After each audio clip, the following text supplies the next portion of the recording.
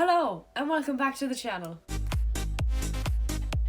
Another book recommendations, but this time it's the iconic forbidden love trope. Who doesn't love a twinkle of forbidden love, either because of their title, one might be a slave, one might be a prince.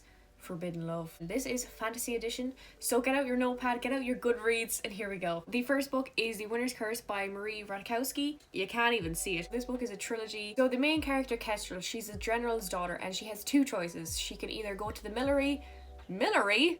What? She can either join the military or get married. So Kestrel one day decides, to stroll around town, stumbles upon a slave auction. One particular slave named Aaron is for sale and she's intrigued by him. So she buys him. She buys him not knowing what his motives are. And we find out what his motives are. Their love is not conventional, especially because she's a general's daughter. It would be absolutely frowned upon. And it was a really good trilogy. I recommend. Book number 2 is Lady Midnight by Cassandra Clare. Before you read this series, you have to read the Mortal Instruments series by Cassandra Clare and the Infernal Devices by Cassandra Clare.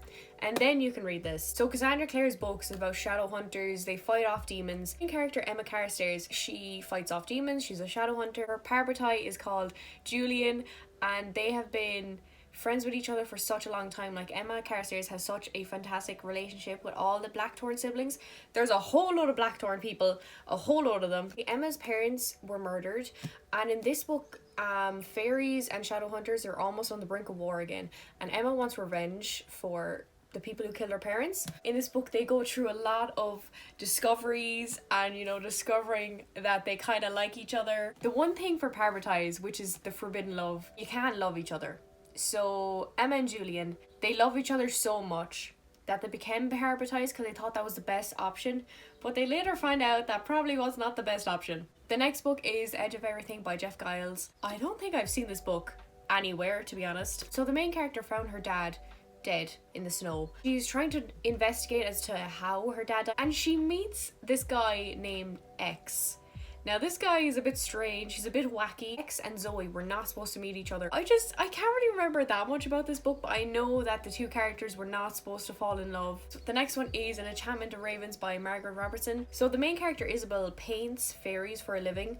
So she basically gets commissions from the fairies to, paint them looking amazing, because fairies obviously are very vain. And a royal patron named Rook, he wants her to paint him.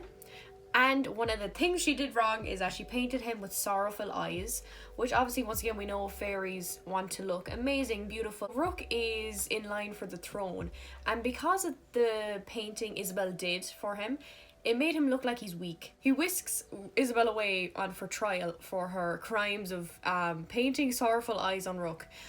But before they could get that, they get into a little altercation with some other people, and they have to depend on each other to live. They weren't supposed to fall in love, but lo and behold, they do. Next book is These Violent Delights by Chloe Gong, and this is a Romeo and Juliet retelling. It's really, really good retelling, and we know in Romeo and Juliet that there's a forbidden romance, and that's the same thing for the two main characters. So Julia, Kai, and Roma are the name of the two characters, and they're from different families. They knew each other when they were younger. Because they're older too, they have to take on a lot more responsibility. They can't really be seen playing with the enemy anymore. I have not read the sequel to this book yet. I really do want to read it. It was a good book. I really liked it. The next book is The Bone Crier's Moon by Catherine Purdy.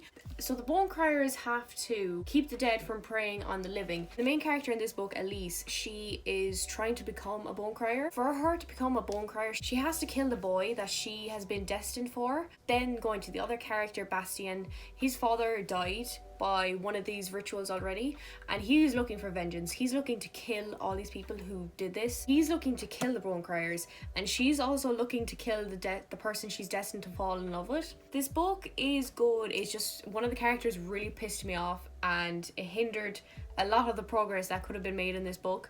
But it was still a grand book. The next book is iconic. It is Obsidian by Jennifer L. Armentrout. The guy, Damon, he's an alien, and she's not. Red flag. I absolutely adore this series. It has so much tension. Damon the alien, he's so witty.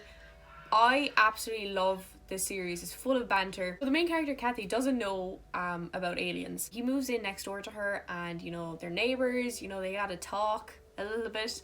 And Katie one evening almost got run over by a truck, I think, but Damon saved her and therefore he marked her, so she has to stay close to him. So a bit of close proximity too. They try not to like each other. They try so hard. It's so amazing to read about. I love it. The next book is From Blood and Ash, once again by Jennifer L. Armentrout, and Jennifer L. Armentrout never fails with her books. She is such an amazing writer. The main character is the maiden. She can't be looked upon, touched, so before she can ascend to become her true like maiden self, I think, or to become ascended, she gets a new guard, and his name is Hawk. And Hawk is a motherfucking sexy guy. You know, their life, their destinies become intertwined, and you'll find out why. I just highly recommend the series. The beginning of this book, it was hard to get into because it is such a high fantasy book. They know that in their heads they're not supposed to be together. You can visibly see they're restrained. Last book is Kingdom of the Wicked by Kerry Maniscalco, and this is forbidden because the main character Amelia is a witch,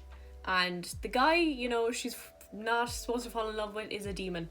Not a good combo. Oh, the main character, Amelia's sister, was killed. Amelia wants answers. She wants revenge. She wants to kill some people. She calls up a demon, being like, yo, you got any answers for me? And Wrath picks up her phone call. They're like a duo trying to solve this murder.